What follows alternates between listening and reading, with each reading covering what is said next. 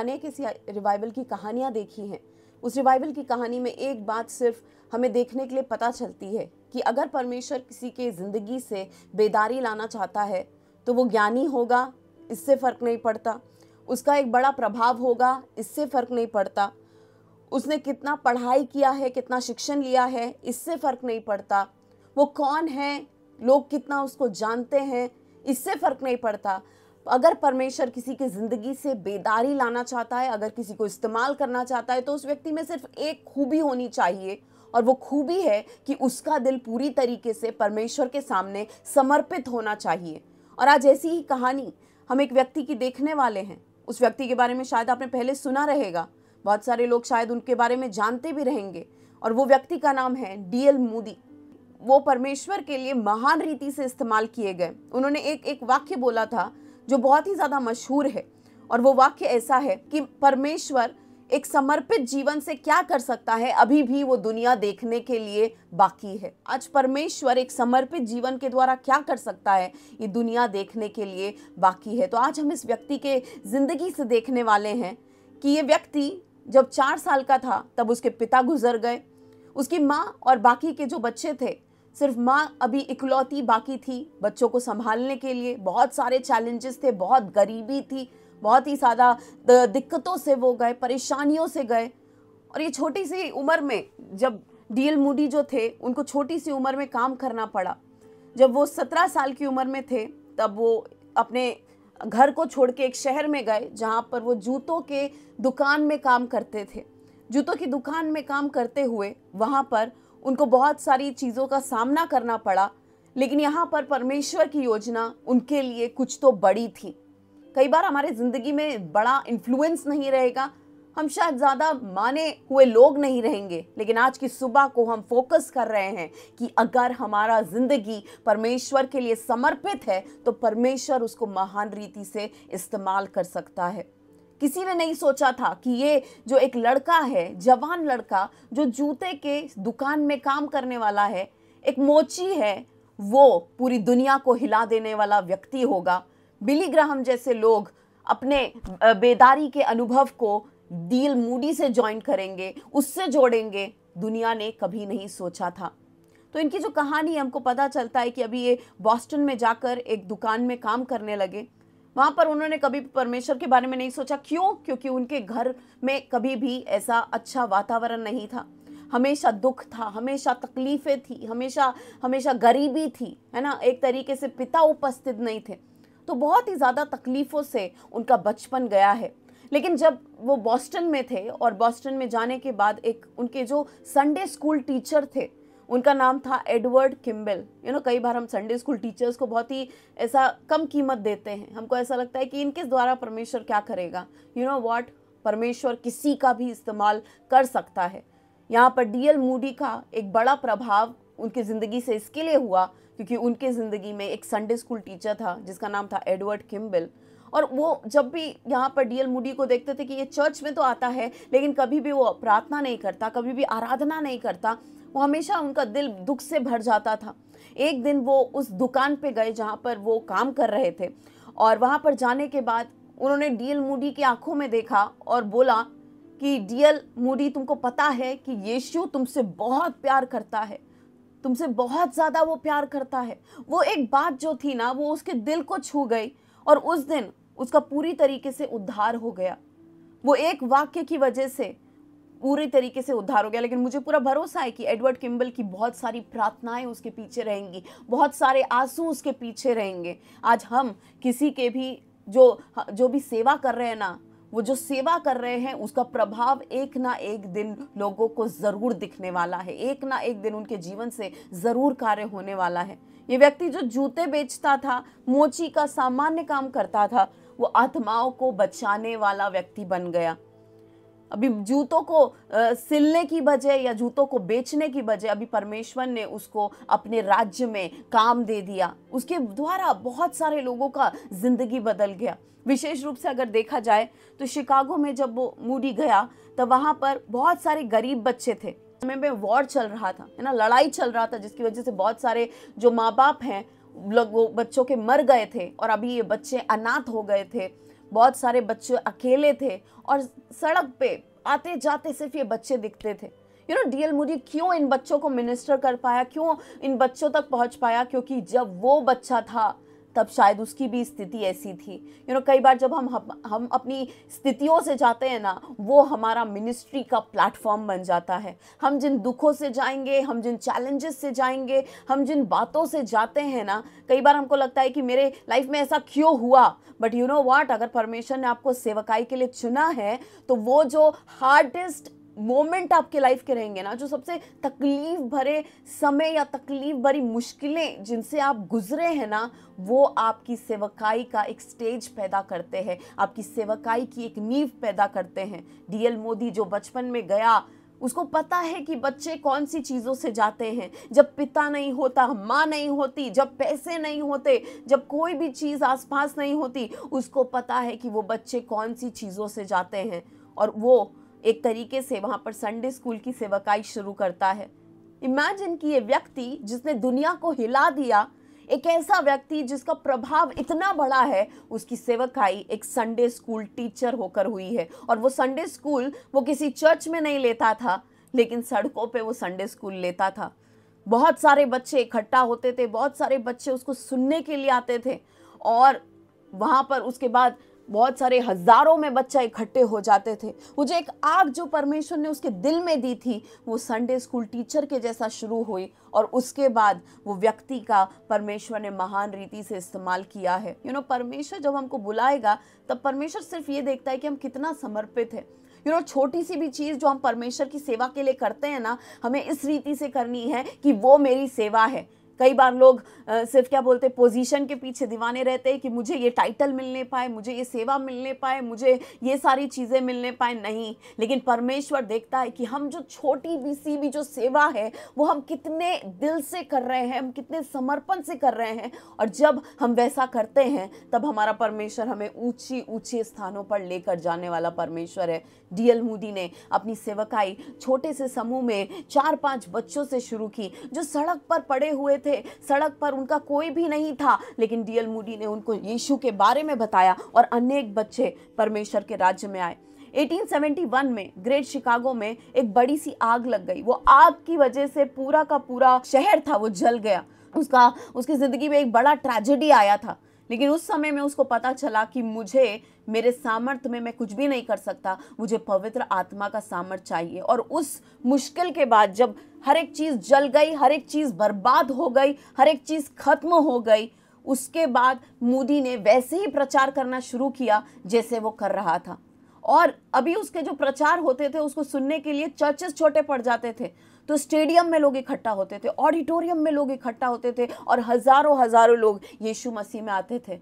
कई बार हमारे जिंदगी में चैलेंजेस आएंगे, लेकिन वो चैलेंजेस कई बार दुश्मन इसके लिए भेजता है ताकि हमारी सेवकाई खत्म हो जाए, हमारा परमेश्वर के लिए जोश खत्म हो जाए, हमारा परमेश्वर के लिए जो प्यार है वो खत्म हो जाए। लेकिन शैतान को ये नहीं पता कि परमेश्वर जो है वो बुरी बातों से भी अच्छी बातों को उत्पन्न करने वाला परमेश्वर है। यहाँ पे डीएल मोदी के जिंदगी में एक बड़ा ट्रेजेडी हुआ, आग लग गई, बर्बाद हो गया सब कुछ, लेकिन परमेश्वर ने उसको राख से फिर से खड़ा किया है, और वहां पर खड़े होकर वो परमेश्वर की और भी महान तरीके से सेवकाई करने लगा है। पवित्र आत्मा को मांगने के बाद उसकी सेवकाई का एक अलग तरीके का डायमेंशन हो गया।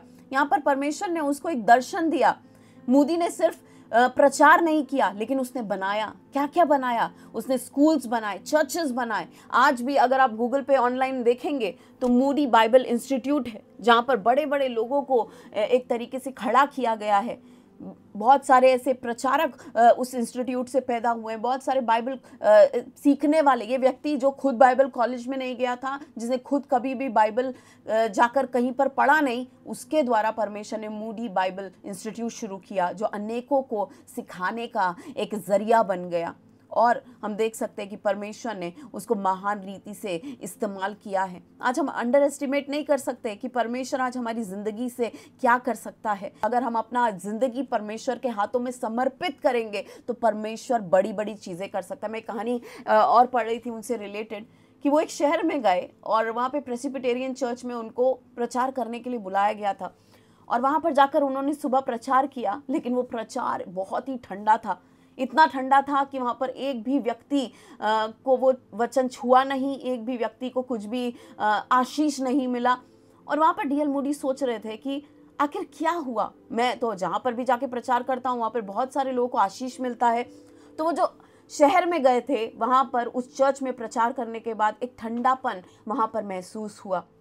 फिर वो सुबह प्रचार खत्म हो गया, अभी शाम को भी बहुत बड़े संख्या में लोग इकट्ठा आने वाले थे और वहाँ पर लोग मूडी को सुनने के लिए आने वाले थे। शाम को जब उन्होंने प्रचार करना शुरू किया उस समय लोग बहुत ज़्यादा आशीर्वादित हो गए, बहुत ही लोगों को स्पर्श हुआ, पवित्र आत्मा का कार्य हुआ। मूडी को समझ नहीं आया कि आखिर ऐसा क्यों हुआ है ना। इतने सारे लोग पहले सुबह आए थे, उनको तो आशीष नहीं मिला, उनको तो कुछ भी नहीं मिला। तो अगले दिन उनको उस चर्च की एक स्त्री जहाँ पर जिन्होंने मीटिंग को ऑर्गेनाइज किया था वो कहने लगी कि अस्पताल में एक हमारी बहन है, वो आपसे मिलना चाहती है।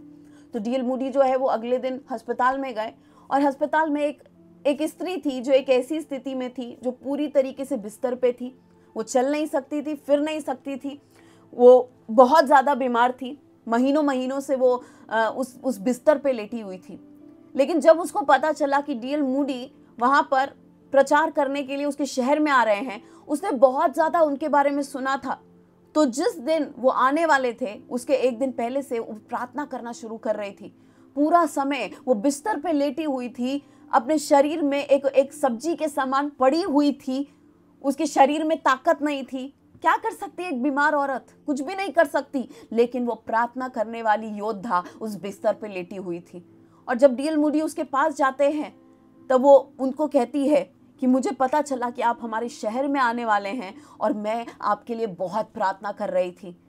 जब आपका मीटिंग शाम को होने वाला था उसके पहले मैंने घंटों घंटों रोते रोते प्रार्थना किया कि परमेश्वर तेरा सेवक एक अलग शहर से आया है, परमेश्वर तू उसका इस्तेमाल कर और जो अग्नि उसके अंदर है वो हमारी कलीसिया के लोगों में, हमारे शहर के लोगों में लगने पाए। उसकी बातें सुनकर डीएल मूडी जो थे उनका बहुत ही दिल ऐसा बदल गया। उनको तो अभी तक लग रहा था कि मैं जिस व्यक्ति को लेकर मेरे आराधना के लिए जाता हूँ उस व्यक्ति की वजह से बेदारी आ रही है, मेरे प्रचारों की वजह से बेदारी आ रही है। लेकिन उसको पता चला उस दिन में कि जब लोग उसके लिए प्रार्थना करते हैं तो बेदारी आती है। ये औरत के लाइफ में कुछ भी नहीं बाकी था, लेकिन वो बिस्तर पे लेटकर प्रार्थना कर रही थी। और डीएल मोदी कहते हैं कि वो बेदारी जो उस शहर में उस रात को आई वो मेरे प्रचार की वजह से, मेरे वहां पर खड़े होने की वजह से नहीं आई। वो स्त्री जो बिस्तर पे लेटे हुए प्रार्थना कर रही थी, वो स्त्री जो बिस्तर पे लेटे हुए मेरे लिए मध्यस्थी कर रही थी, उसकी वजह से बेदारी आई है। आज हम किसी की भी सेवा को नकार नहीं सकते। आपकी एक छोटी सी भी प्रार्थना ना कितना प्रभावशाली काम कर सकती है, आप इसका अंदाजा भी नहीं लगा सकते। कई बार हम नजरअंदाज करते हैं, अरे ये तो प्रार्थना योद्धा हैं, अरे ये तो सिर्फ प्रार्थना करते हैं, अरे वो प्रार्थना जो है ना वो स्वर्ग को हिला देने वाली प्रार्थना है, वो जो प्रार्थना है ना वो आशीषों को नीचे लेकर आने वाली प्रार्थना है। आज हम किसी की भी सेवकाई को नजरअंदाज नहीं कर सकते। डीएल मूडी को उस समय पता चला कि यहाँ पर बेदारी आई है क्योंकि उसने मेरे लिए प्रार्थना की है। हम देख सकते हैं कि वहाँ पर नॉर्थ फील्ड के एक शहर में वहाँ पर क्या किया है, उन्होंने स्कूल शुरू किया है लड़कों के लिए, लड़कियों के लिए। इमेजिन ये एक व्यक्ति खुद बचपन में स्कूल जाने के लिए इनके पास पैसे नहीं थे, बाइबल का कुछ ज्ञान नहीं था, लेकिन परमेश्वर ने उनको उस स्थिति में खड़ा किया है क्योंकि उनका जीवन समर्पित था। और परमेश्वर ने स्कूल शुरू किए, बाइबल कॉलेजेस शुरू किए, अनेक मिनिस्टर्स को खड़ा किया, अनेक पास्टर्स उनके लाइफ से खड़े हुए, अनेक मिशनरी, अनेक मसीह का काम करने वाले लोग उनके द्वारा खड़े हुए। फिर से मैं वो फेमस लाइन बताती हूँ जो उनकी जिंदगी से बार बार हमें देखने के लिए मिलती है, the world has yet to see what God can do with a man fully consecrated to him. कि एक व्यक्ति दुनिया देखने के लिए बाकी है उस व्यक्ति को, वो आदमी को, वो औरत को जिसका जीवन पूरी तरीके से परमेश्वर को समर्पित है। आज सुबह के समय आपके पास ज्यादा कुछ भी नहीं रहेगा, लेकिन अगर आपका जीवन समर्पित है आपको परमेश्वर महान तरीके से इस्तेमाल कर सकता है। क्योंकि याद रखो कि पवित्र आत्मा का डिपॉजिट, पवित्र आत्मा का निवेश आज आपके अंदर परमेश्वर ने किया है और वो काफी है आपको महान रीति से खड़ा करने के लिए, आपको महान रीति से इस्तेमाल करने के लिए। उनका जो इम्पैक्ट है वो एक तरीके से हम सोच भी नहीं सकते कि कितना बड़ा उनका इम्पैक्ट है। अनेक लोग उनकी ज़िंदगी से छुए गए, अनेक लोग उनकी ज़िंदगी से खड़े हुए, अनेक लोग उनकी ज़िंदगी के द्वारा परमेश्वर ने उनको एक तरीके से एक सहायता दी है। उनके ज़िंदगी में उन्होंने 100 मिलियन लोगों को प्रचार किया, मतलब कि करोड़ों लोगों को। मिलियन मतलब लाख होता है। उस समय माइक्रोफोन्स नहीं थे, उस समय रेडियो नहीं था, उस समय टीवी नहीं था, लेकिन एक व्यक्ति जो समर्पित होता है उसको परमेश्वर अलग अलग जगह पर खड़ा करता है। आज फर्क नहीं पड़ता कि कितना इन्फ्लुएंस है, कौन तुमको स्टेज पे खड़ा करता है या नहीं करता है। तुम अगर घुटनों पे आके परमेश्वर के सामने रहोगे ना, तो आज हर एक ट्रेडिशन टूट जाएगा, हर एक चीजें टूट जाएंगी और परमेश्वर तुमको इस्तेमाल करेगा। किसी भी आदमी को मत देखो, किसी भी औरत को मत देखो, सिर्फ अपना लाइफ परमेश्वर को सरेंडर करो और परमेश्वर यश देने वाला परमेश्वर है। यूएस में, यूके में परमेश्वर ने उनके द्वारा महान कार्य किया और हजारों हजारों लोग परमेश्वर के राज्य में आए हैं। आज हम क्या परमेश्वर को अपना जिंदगी देने के लिए तैयार हैं क्या?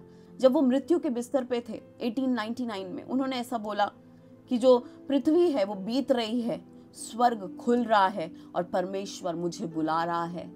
इमेजिन, उनके मरते दम तक वो जो परमेश्वर की रियलिटी थी, परमेश्वर का जो सत्य था, वो उनकी जिंदगी में कितना महान था कि पृथ्वी अभी टल रही है, स्वर्ग खुल रहा है और परमेश्वर मुझे बुला रहा है। आज वो सारे के सारे लाखों लोगों को परमेश्वर के राज्य में लेकर गए। एक जूते की दुकान में काम करने वाला व्यक्ति, लेकिन जब वो समर्पित हो गया, परमेश्वर ने उसका इस्तेमाल किया है। क्या आज हम अपना जिंदगी परमेश्वर को समर्पित करने के लिए तैयार हैं क्या? आज हम बहाने नहीं दे सकते, हमारे पास ये नहीं है, वो नहीं है, पर आप जब कमरा बंद करके परमेश्वर की उपस्थिति में बैठते हो ना, उस समय परमेश्वर चीजों को बदलने वाला परमेश्वर है। हम लोगों के सामने आवाज उठाकर प्रार्थना करने के लिए तैयार रहते हैं, हम अपनी मुश्किलों को बताने के लिए तैयार रहते हैं, लेकिन सामर्थ्य तो तब होता है जब हम अपना कमरा बंद करते हैं और हम परमेश्वर को अपना जिंदगी समर्पित करते हैं और हम कहते हैं, परमेश्वर मेरे द्वारा तू बेदारी को लेकर आ। मेरे पास बहुत कुछ नहीं है, लेकिन मेरा एक दिल मैं तुझे समर्पित करता हूँ, तू मेरा इस्तेमाल कर। क्या आज ऐसी प्रार्थना आज हमारे दिल में है क्या?